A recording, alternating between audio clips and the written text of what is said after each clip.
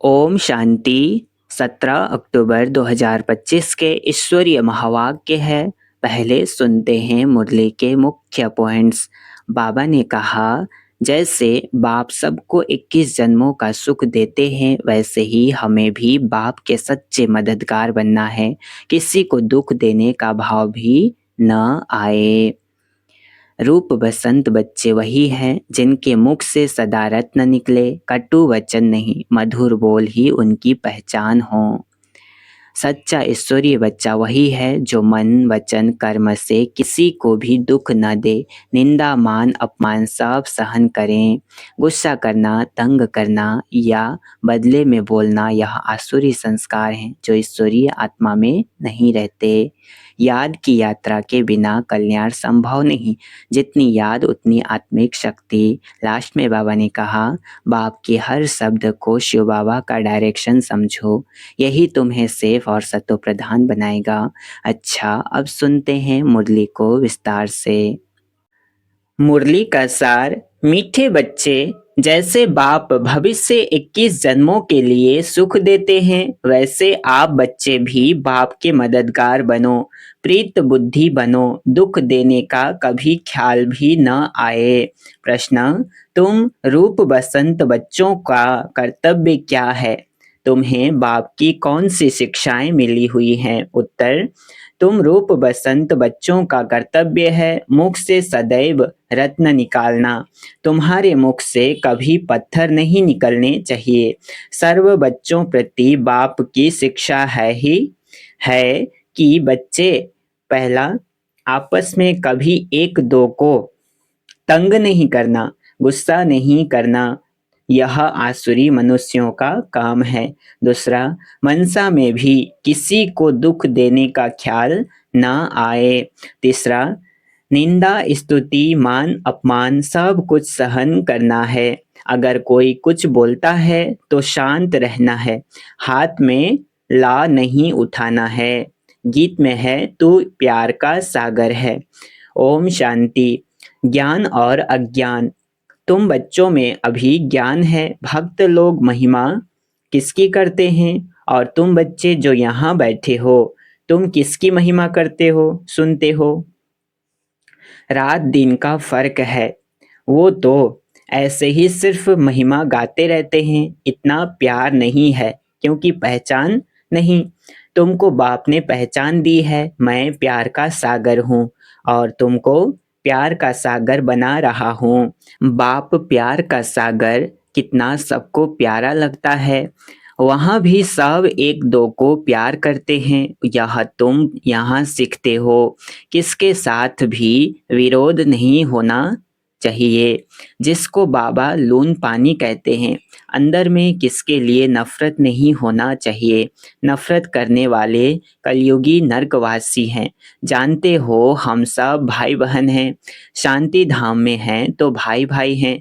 यहाँ जब कर्म क्षेत्र पर पाठ बजाते हैं तो बहन भाई हैं, ईश्वरीय संतान हैं। ईश्वर की महिमा है, वो ज्ञान का सागर, प्रेम का सागर है, यानी सबको सुख देते हैं। तुम सब दिल से पूछो, जैसे बाप भविष्य 21 जन्मों के लिए सुख देते हैं, वैसे हम भी वह कार्य करते हैं। अगर बाप के मददगार नहीं बनते, प्यार नहीं करते, एक दो से प्रीत नहीं है, विपरीत बुद्धि होकर रहते हैं, तो विनश्यंती हो जाते हैं। विपरीत बुद्धि होना असुरों का काम है। अपने को ईश्वरीय संप्रदाय कहलाकर फिर एक दो को दुख देना, उनको असुर कहा जाता है। तुम बच्चों को किसी को भी दुख नहीं देना है। तुम हो ही दुख हरता सुख करता बाप के बच्चे, तो दुख देने का ख्याल भी तुमको नहीं आना चाहिए। वह तो है ही आसुरी संप्रदाय, न कि ईश्वरीय संप्रदाय। क्योंकि देह अभिमानी है, वह कभी याद की यात्रा में रह न सके। याद की यात्रा बिगैर कल्याण होना नहीं है। वर्षा देने वाले बाप को तो जरूर याद करना है, तो विकर्म विनाश होंगे। आधा कल्प तो एक दो को दुख देते आए हो, एक दो में लड़ते तंग करते रहते हैं। वह आसुरी संप्रदाय में गिने जाते हैं। भल पुरुषार्थी हैं तो भी कब तक दुख देते रहेंगे। इसलिए बाबा कहते हैं अपना चार्ट रखो। चार्ट रखने से मालूम पड़ेगा हमारा रजिस्टर सुधरता जाता है या वही आसुरी चलन है। बाबा सदैव कहते हैं कभी किसको दुख न दो। निंदा स्तुति मान अपमान ठंडी गर्मी सब सहन करना है। कोई ने कुछ कहा तो शांत रहना चाहिए। ऐसे नहीं कि उनके लिए दो वचन और कह देना है। कोई किसको दुख देते हैं तो उनको बाप समझाएंगे ना। बच्चे बच्चे को कह नहीं सकते, मतलब आपस में नहीं भिड़ना है, बाप समझाएंगे ना। तो अपने हाथ में लॉ नहीं लेना है। कुछ भी बात है तो बाप के पास आना है। गवर्नमेंट में भी कायदा है, कोई एक दो को घूसा नहीं मार सकते। कंप्लेन कर सकते हैं, लॉ उठाना गवर्नमेंट का काम है। तुम भी गवर्नमेंट के पास आओ, हाथ में लॉ नहीं लो। यह तो है ही अपना घर। इसलिए बाबा कहते हैं रोज कचहरी करो। यह भी समझते नहीं हैं। शिव बाबा ऑर्डर करते हैं। बाबा ने कहा है हमेशा समझो शिव बाबा सुनाते हैं। ऐसे मत समझो ब्रह्मा सुनाते हैं। हमेशा शिव बाबा ही सुन समझो तो उनकी याद रहेगी। यह शिव बाबा ने रथ लिया है तुमको ज्ञान सुनाने के लिए। सतो प्रधान बनने का रास्ता बाप समझा रहे हैं। वह है गुप्त, तुम हो प्रत्यक्ष। जो भी डायरेक्शन निकलते हैं, जो भी डायरेक्शन निकलते हैं समझो शिव बाबा के हैं तो तुम सेफ रहेंगे। तुम बाबा बाबा शिव को ही कहते हो, वर्षा भी उनसे मिलता है। उनके साथ कितना रिगार्ड रॉयल्टी से चलना है चाहिए।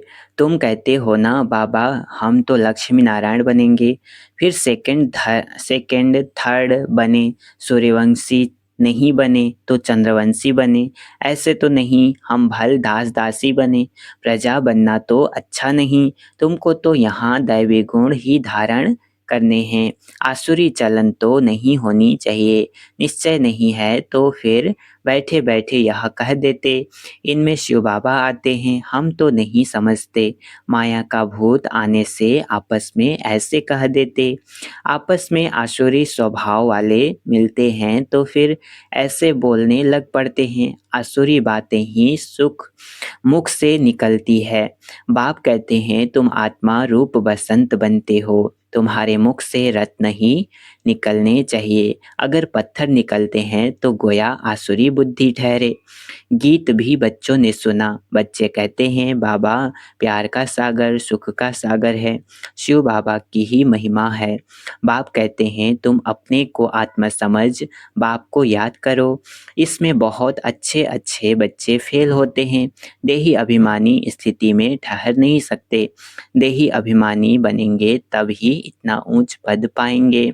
कोई बच्चे फालतू बातों में बहुत टाइम वेस्ट करते हैं।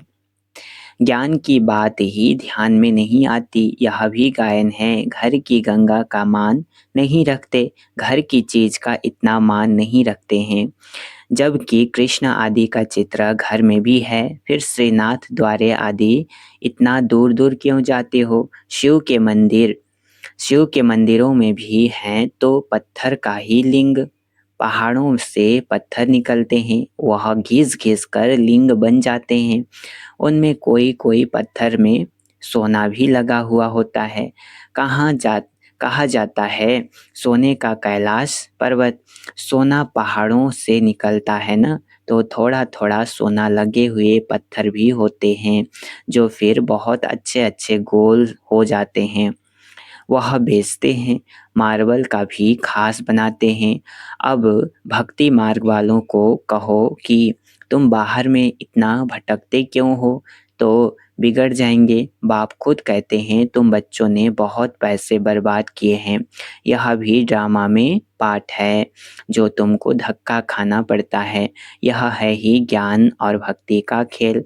अभी तुम बच्चों को सारी समझ मिलती है। ज्ञान है सुख का रास्ता। ज्ञान से सतयुग की राजाएं मिलती है।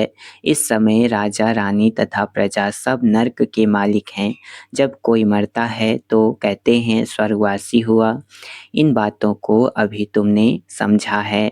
अभी तुम कहते हो हम स्वर्गवासी बनने के लिए स्वर्ग की स्थापना करने वाले बाप के पास बैठे हैं। ज्ञान की बूंद मिलती है। थोड़ा भी ज्ञान सुना तो स्वर्ग में जरूर आएंगे। बाकी है पुरुषार्थ पर। समझते हैं गंगा जल की एक लोटी भी मुख में डालने से पतित से पावन बन जाते हैं। लोटी भरकर ले जाते हैं, फिर रोज उनसे एक एक बूंद पानी में मिलाए स्नान करते हैं। वह जैसे गंगा स्नान हो जाएगा। विलायत में भी गंगा जल भरकर ले जाते हैं। यह सब है भक्ति। बाप बच्चों को समझाते हैं। बच्चे माया बड़ा जोर से थप्पड़ लगाती है, विकर्म करा देती है, इसलिए कचहरी करो। आपे ही अपनी कचहरी करना अच्छा है। तुम अपने को आपे ही राज तिलक देते हो तो अपनी जांच करनी है। तमो प्रधान से सतो प्रधान बनना है। बाप श्रीमत देते हैं ऐसे ऐसे करो, दैवी गुण धारण करो, जो करेंगे वह पाएंगे। तुम्हारे तो खुशी में रोमांच खड़े हो जाने चाहिए। बेहद का बाप मिला है, उनकी सर्विस में मददगार बनना है। अंधों की लाठी बनना है। जितना जास्ती बनेंगे उतना अपना ही कल्याण होगा। बाबा को तो घड़ी घड़ी याद करना है। निष्ठा निष्ठा में एक जगह बैठने की बात नहीं, चलते फिरते याद करना है। ट्रेन में भी तुम सर्विस कर सकते हो। तुम कोई को भी समझा सकते हो कि ऊंच ते ऊंच कौन है, उनको याद करो। वर्षा उनसे ही मिलेगा। आत्मा को बाप से बेहद का वर्षा मिलता है। कोई दान पुण्य करने से राजा के पास जन्म लेते हैं, सो भी अल्पकाल के लिए। सदा तो राजा नहीं बन सकते। तो बाप कहते हैं यहाँ तो 21 जन्मों की गारंटी है। वहाँ यह पता नहीं पड़ेगा कि हम बेहद के पाप से यह वर्षा ले आए हैं। यह ज्ञान इस समय तुमको मिलता है तो कितना अच्छी रीति पुरुषार्थ करना चाहिए। पुरुषार्थ नहीं करते हैं तो गोया अपने पाँव पर कुल्हाड़ा मारते हैं। चार्ट लिखते रहो तो डर रहेगा। कोई कोई लिखते भी हैं। बाबा देखेंगे तो क्या कहेंगे। चाल चलन में बहुत फर्क रहता है। तो बाप कहते हैं गफलत छोड़ो, नहीं तो बहुत पछताना पड़ेगा। अपने पुरुषार्थ का फिर पिछाड़ी में साक्षात्कार जरूर होगा। फिर बहुत रोना पड़ेगा। क्या कल्प कल्प यही वर्षा मिलेगा। दास दासी जाकर बनेंगे। आगे तो ध्यान में जाकर सुनाते थे, फलानी दासी है, यह है। फिर बाबा ने बंद कर दिया। पिछाड़ी में फिर तुम बच्चों को साक्षात्कार होंगे। साक्षात्कार बगैर सजा कैसे मिल सकती, कायदा ही नहीं। बच्चों को युक्तियाँ भी बहुत समझाई जाती है। तुम अपने पति को बोलो। बाबा कहते हैं बच्चे का महाशत्रु है, इन पर जीत पहनो। माया जीते जगत जीत बनो। अब हम स्वर्ग के मालिक बने या तुम्हारे कारण अपवित्र बन नरक में जाएं। बहुत प्यार नम्रता से समझाओ, मुझे नरक में क्यों ढकलते हो। ऐसी बहुत बच्चियां हैं, समझाते समझाते आखिर पति को ले आती हैं। फिर पति कहता है कि यह हमारा गुरु है, इसने हमको बहुत अच्छा रास्ता बताया है ना। अनुभव सुनाते हैं। पत्नी ने पति को लाया तो अनुभव सुनाते हैं। तो ऐसे भी इंसिडेंट होते हैं तो आपको कोशिश करनी चाहिए है ना, कब किसकी बुद्धि खुल जाए। बाबा के आगे चरणों में आए गिरते हैं। कभी जीत कभी हार भी होती है। तो बच्चों को बहुत बहुत मीठा बनना है। जो सर्विस करेंगे वही प्यारे लगेंगे। भगवान बाप आए हैं बच्चों के पास, उनकी श्रीमत पर चलना पड़े। श्रीमत पर नहीं चलते हैं तो तूफान लगने से गिर पड़ते हैं। ऐसे भी हैं, वह क्या काम के रहेंगे। यह पढ़ाई कोई कॉमन नहीं है और सब सत्संगों आदि में तो है कनरस जिससे अल्पकाल सुख मिलता है, यह बाप द्वारा तो 21 जन्मों का सुख मिलता है। बाबा सुख शांति का सागर हैं, हमको भी बाप से वर्षा मिलना है। सेवा करेंगे तब तो मिलेगा, इसलिए बैज सदा लगा रहे। हमको ऐसा सर्वगुण संपन्न बनना है, जांच करनी है कि हम किसको दुख तो नहीं देते हैं, आसुरी चलन तो नहीं चलते हैं। माया ऐसे काम कराती है, बात मत पूछो। अच्छे अच्छे घर वाले भी बतलाते हैं, माया ने यह विक्रम करा लिया। कोई सच बताते, कोई सच नहीं बताने से 100 गुणा दंड पा लेते, फिर वह आदत बढ़ती जाएगी। बाप को सुनाएंगे तो बाबा सावधान करेंगे। बाबा कहते हैं पाप किया है तो रजिस्टर में लिखो और बता दो तो तुम्हारे पाप आधा खलास हो जाएंगे। सुनाते नहीं, छिपा लेंगे तो फिर करते ही रहेंगे, श्राप मिल जाता है। न बतलाने से एक बार के बदले 100 बार करते रहेंगे। न बतलाने से एक बार के बदले 100 बार करते रहेंगे, है ना। कौन देख रहा है ना, किसको पता है, ऐसे होगा ना। बाबा कितनी अच्छी राय देते हैं, परंतु कोई कोई को जरा भी असर नहीं होता है। अपनी तकदीर को जैसे लात मारते रहते हैं, बहुत बहुत नुकसान करते हैं।